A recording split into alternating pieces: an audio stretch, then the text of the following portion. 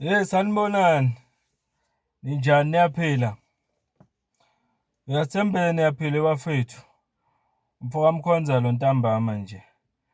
Asithembe konke kuhamba kahle. Siyabonga ama-new subscribers nama-new TikTokers abangifollowayo la. Thank you so much guys. Ngicela uma ungaka-follow wenze njalo upresse no-subscribe ngale ku-YouTube. Yiloko engikucela kakhulu, ngiyabonga kakhulu. Yini yamuzwa yini ubaba ufikile Mbalula? Ubaba ufikile Mbalula uthi hhayi asikho isidingo sokuthi kulendwe iMadlanga Commission ukuthi iziqede.